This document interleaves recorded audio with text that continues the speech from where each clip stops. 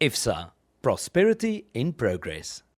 So wanneer laas het jy jou beleggings laat hersien en weet jy hoe belangrik dit is om dit te doen? Frikkie van Loggenberg van IFSA vertel vir ons meer. Frikkie, goeiemôre. Baie welkom. Goeiemôre Fransjo, baie dankie. Nou ja, plaaslike Reservebank hou die rentekoerse onveranderd en president Joe Biden het onttrek aan die herverkiesing en.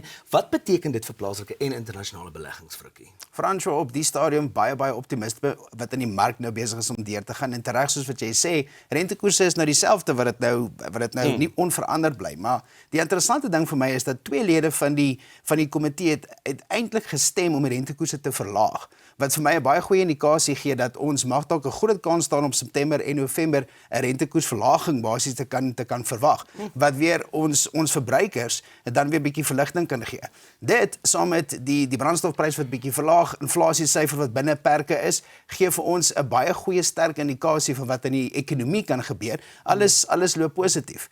Met Joe Biden wat bietjie bang is vir 'n oorbel en besluit dat hy gaan nou bietjie terugstaan, is daar ook bietjie onstuimigheid in die Amerikaanse mark en die analiste is besig om 'n groot gedeelte van Trump se administrasie wat hulle sou implementeer, is hulle besig om in die mark in te prys. So baie drama, baie onstuimigheid, maar geweldige geleentheid. Nou jy noem dat onsekerheid geleenthede bring en ek dink dis julle kos by IFSA. Waar sien julle daardie volgende geleenthede? Dis immers wat ons doen, Fransjo. So waar ons heidaglik sien in 'n rentekoersverlagingssiklus is tradisioneel die beurs presteer die beurs baie goed. Wat beteken dat as ons al die ekonomiese faktore vat, lyk dit vir my of ons op 'n punt is laat ons baie goed kan presteer. En ons sien nou die laaste 3 maande het die beurs werklik dit gedoen. Nou met dit wat nou deursyfer na die privaatmark toe, sien ons weer geleentheid daarso om bietjie asem te skep en dan daarso bietjie waarde uiteen te sit. En met die stabiliteit rondom die rand se waarde is dit 'n goeie tyd om nou te diversifiseer in die buiteland en daarso jou portefeulje uiteen te sit. Nou jy praat van diversifiseer in die buiteland, alternatiewe beleggings, nê, internasionaal en plaaslik dan nou.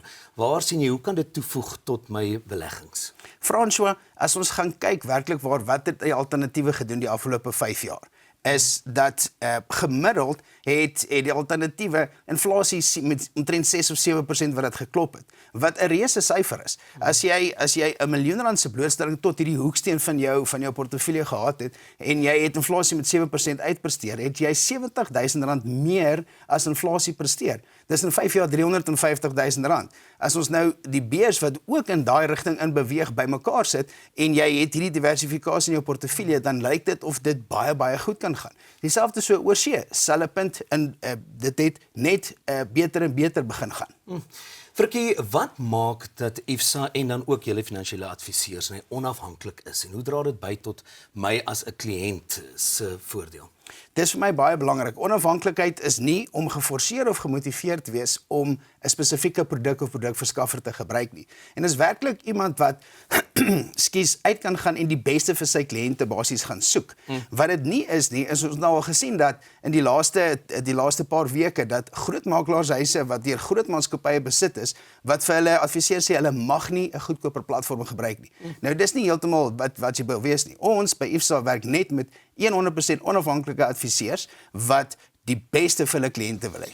Vinnig, Frikkie, waar kan mense julle kontak? Baie eenvoudig, SMS die woord kontak na 48422. Ons staan reg met daai onafhanklike advies om julle in die regte posisie te plaas. Nou ja, soos Frikkie daar gesê, die woord kontak na 48422. Onthou, SMS kos R1.50 elk en B's en V's geld.